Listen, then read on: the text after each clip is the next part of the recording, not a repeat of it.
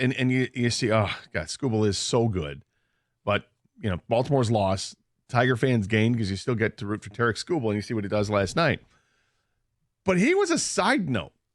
Yes. Because the return of Kerry Carpenter was last night, and Kerry Carpenter had, I think, like 6 at-bats at Toledo, in 3 in each of 2 games that he played down there. And I think he had 1 hit. Didn't do, nothing earth-shattering, but he was healthy enough to come back.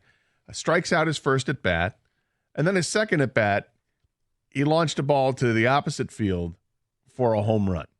And what a welcome back, Kerry Carpenter. And then his third at-bat, the next inning, comes up, and he smokes a ball into right field for his second home run of the game. And then he has a base hit, has 3 hits when he comes back. Now, this is a guy whose OPS going into the game, or going before he got hurt, was, I think, 917 or something like that. Correct. He hadn't played since May 26th. So after the game last night, because he still is just a small sample size of playing, he's only played for like 6 weeks of the year, whatever it is, but his batting average is 293. His OPS is 962. Now that would rank, and of course this is not, he hasn't played the full season like others have, but that would rank pretty highly among all of baseball players. They miss Kerry Carpenter. Doug is kind of reluctant to embrace Kerry Carpenter. Kang, is that safe to say? Yeah, fully embraced. That's all. He hasn't fully bought in. Like, it's not Jack Campbell or somebody like that. Well, no, right? it's definitely. I mean, what is with Doug? No one is. Not even his wife, maybe. But right, exactly. You talk about playing favorites. He's hesitant on Kerry Carpenter. He's very hesitant. He always leaves him out when he talks about the future of the Tigers, and I'm always bringing, what about Kerry Carpenter? He's like, well, not in on it yet. He doesn't buy into it yet. And I've been in on him since watching him in the minors. Looking through box scores every day, and I'm like, this guy's tearing it up at AA. He should get a chance at AAA. This guy's tearing it up. They need to bring him up. A couple years ago, I was like, come on, bring this guy up.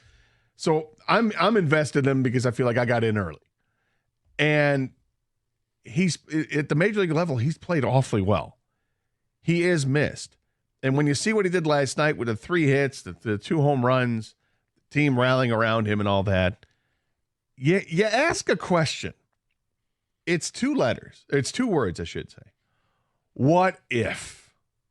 Right? And he's not the only thing that you could say what if about with the Tigers when it comes to this season. You can go back to last offseason and look at stuff that you could say, what if, and then you fill it in, they had done this. What if Kerry Carpenter had been healthy the whole year? If Kerry Carpenter is healthy the whole season, are the Tigers 7 games below or 6 games below 500 right now? Not 6, but they're probably still below 500. You think so? Yeah. I mean, maybe not. Maybe they're at 500 somewhere. But I had a similar thought. But it was weird. It's like, you can always maybe they played a team that didn't have a player that they would have, that they won a game that they wouldn't have. So that stuff evens out. But yeah, but mine was not what if now. Mine was, what if the future? What is the what if for the future? I mean, like if you think Kerry Carpenter is a piece for the future, and I'm looking. Then what is this? What does the future look for this team? Yeah. I mean, you look at the outfield. Okay, you'd have to think Meadows, Green, maybe Perez is your outfield, maybe. Or you could go sign a free agent. Right, that's guys they have right now. So your infield is the big question. You have Keith. Do you move him to third or first? First, rather. Young plays second.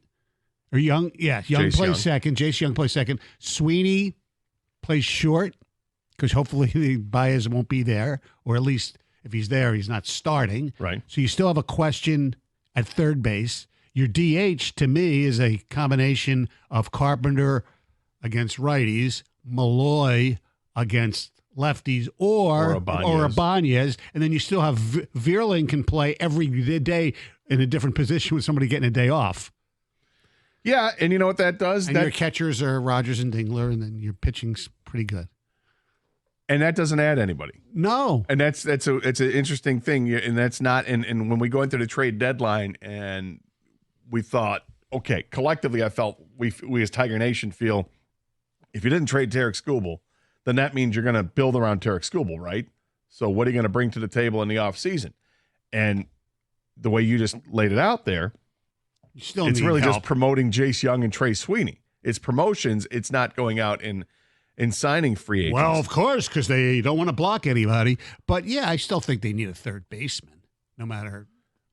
Well, Jace Young is trying to play third base at the AAA level, and he is not doing well from a fielding standpoint. I read something on Twitter yesterday that I don't remember who it was from, probably a fan, who said, and I'm paraphrasing, that Jace Young makes Nick Castellanos look like a Gold Glove third baseman.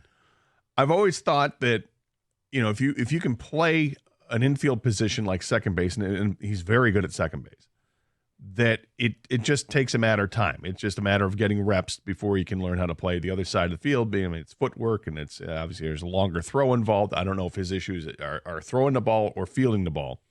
But when you've got someone like Alan Trammell in your system that you could, latch somebody onto and say, go watch this guy and work with this guy for the next 6 months, field 500 grounders a day, whatever it's going to take, have the Amon-Ra St. Brown work ethic of catching 202 balls after practice every day. Do that with fielding ground balls, you're going to figure it out. But baseball seems like it's a sport so quick where they just move guys around. Like you look at it and say, he can't play at third. We're going to have to find another position. Right, move Keith at first. All that. Although Keith, he made a really good play last night at second. He has flashed at second base, and he'll get better again with more reps that he gets. But your scenario also lays out that there's no Torkelson there, which is interesting. Well, and I don't think the organization's given up on Torque. No, but that answers your first question for me, which was what if? Yes. So my Tiger what if? Is it break time? What was your Tiger what if? My Tiger what if is, what if Spencer Torkelson was just a below average player as opposed to being somebody who absolutely just blew chunks all season? Wow. There, he would average, 25, 23, 25 bombs or whatever. Maybe hit 240 than whatever the hell he was hitting. Maybe he would have been a better. He turned into a butcher at first base too, which we didn't expect. No. So what if Spencer Torkelson was basically just average? 248-539-9797. Same number to text as well. It's the big question. What if? What's your biggest what if with the Tigers?